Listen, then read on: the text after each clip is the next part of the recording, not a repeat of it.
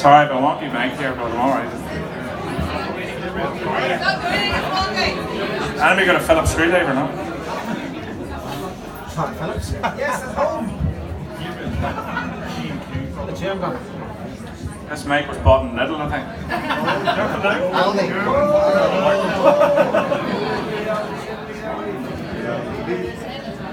Afternoon, folks. You're all very welcome. I'm going to try a new recitation here. I hope I remembered. I told the boys I would do one in O'Hare's, but I don't think I could last 6 pubs because I'll probably not remember 2 minutes of it, but we'll give it a go.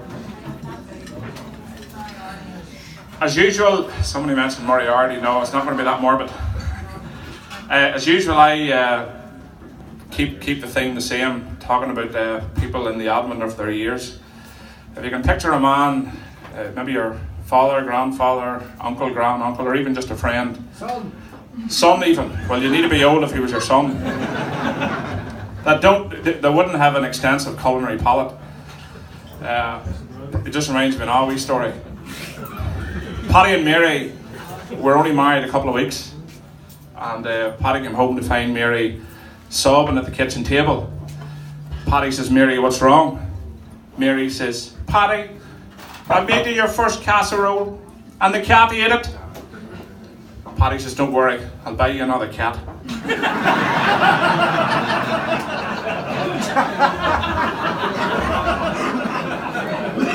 I just want to make sure half of you are listening at least. That's a cat story. This is called Foreign Feeding. You might say that I'm a country gleip, and you wouldn't be far wrong. For I was reared on spuds and tea, and the tea was right and strong. There'd be porridge for breakfast, and soda bread for supper, and all the spuds you could eat were great big lumps of butter. Now I've reared a weenie youngsters, and they've all grown up right grand, but they take me out to these places that I just can't understand. They land round on the Sunday to pick up me and the wife, and head off to these eating houses that you've never seen in your life. We went to this Italian place, done up in golds and reds, with a big long name with letters that were mostly A's and Z's. The waiter hovered round me, muttering, "Piece of this and piece of that." So I pointed up to something and says, "I'll try a piece of that." Well, he landed out with a plate of stuff the size of a manhole cover. Well, it looked just like a pancake that somebody had booked over.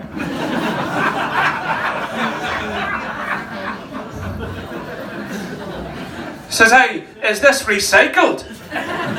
For Jesus had a swore, for it looked as if it had been ate at least the once before. Well, I tried my best to cut it, but it stuck together like glue. There was cheese all down me trousers and tomatoes on me shoe. Now, I didn't get the half of it, though I tried my very best. It was just like sucking chewing gum from out of a string vest.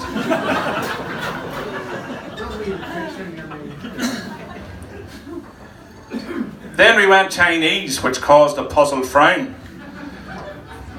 For the menu was wee pictures that were written up and down. So I pointed at this item that looked like a Christmas tree, with a thingy with its leg cocked up like a wee dog having a pee. Well, the waiter brought out a bowl of stuff that looked like Finnish mud, and there was something floating in it, but I don't think it was a spud. Says he, "That's bird's nest soup. It's really quite refined." But it tasted like the bird had flown, but had left a lot behind.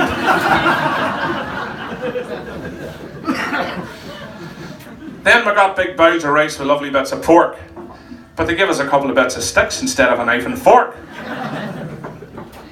So I was rummaging around chasing this and that, but half had landed on my shirt and the rest was on the mat. Then we tried the Mexicans with peppers green and red, and wee things called tortillas that looked like pita bread. We had tacos and burritos, enchiladas and a lot, and stuff that they called chili, But Jesus, it was hot.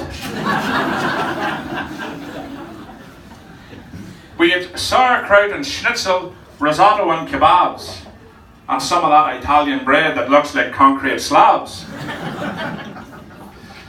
We tried every bloody restaurant and every flaming dish. We even tried that sushi, but it tasted just like fish. One week we tried an Irish place with traditional decor. That a bicycle nailed to the ceiling and a pish pot at the door.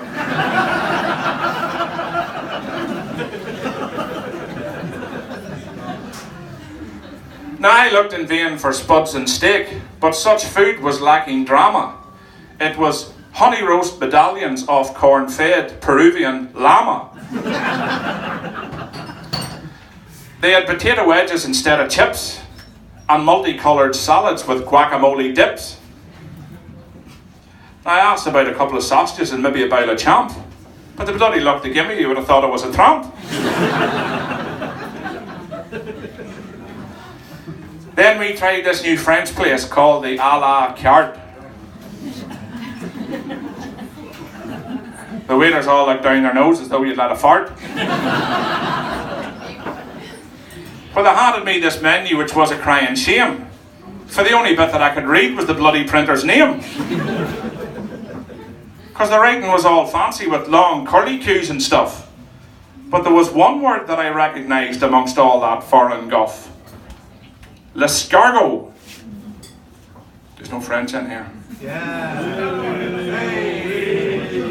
Was a racehorse that run in the Grand National. But date him after all these years might seem a bit irrational. Now when he was young and at himself, he was bloody hard to beat. He might be kind of stringy now, but you know what's on your plate. But it seems that my deductions was somewhat off the rails. For when the waiter brought the order out, sure it was a plate of snails. Says, hey, that's bird food. I'll not beat around the bush. What the hell do you take me for? Do you think I'm a bloody thrush? Well, it turns out they breed them on special farms, be heck. How the hell would you get a grip if you want to wring their neck?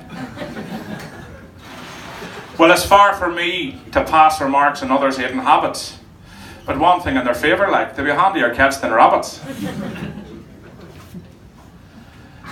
But the final straw was the Indian place. Called the Star of Old Bengal.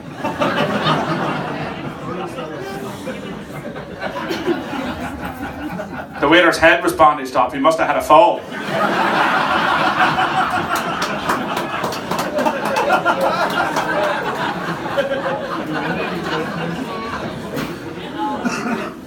Well, we had this stuff called Vindaloo. It looked like liquid Yalaman. Now, I don't know where the Vin came from, but the loo, I understand.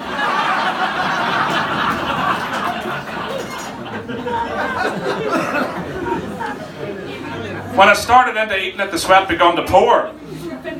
It was running down the shuck of my arse and dripping on the floor.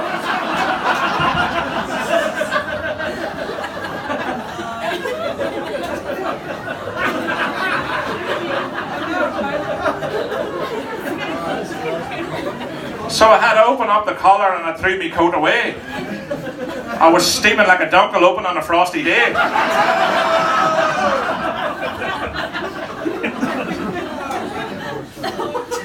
Well, we were all back in the motor heading out for home, but I noticed things were not quite right in the nether region zone.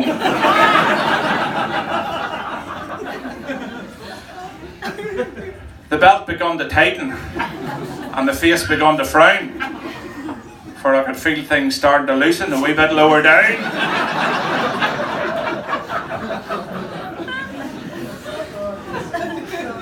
I was sitting there with buttocks clenched, shouting, faster, faster. For the pressure gauge was in the red and coming near disaster.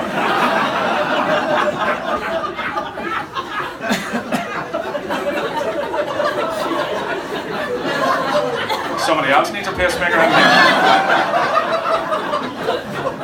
Been there, been there.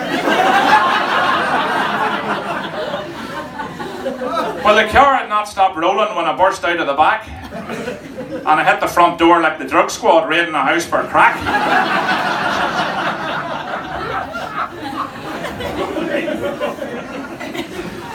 There was buttons flying right and left as I charged along the hall. If it had been a second slower, I'd have pebble dashed the wall.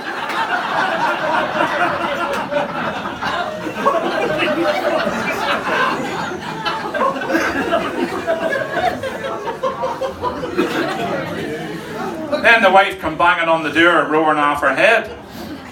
But I shouted, Jesus, woman, it's coming out like thread.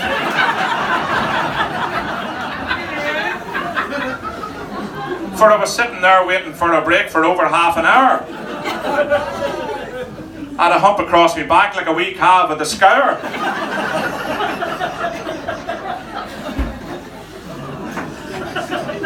Says, hey, you might get me out of Cork if you really need to go. She shouts, I've used it on myself, I've already filled the po.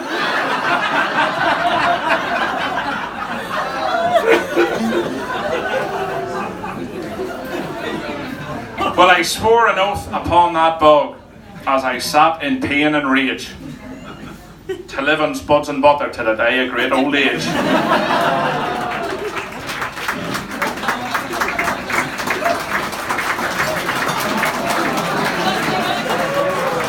And if I should win the lottery, revenge was on my mind. I'd buy a place in India and pay them back in kind. I'll open an Armagh restaurant and feed them spuds and sodas. And lots of greasy sausages to tighten up the buggers.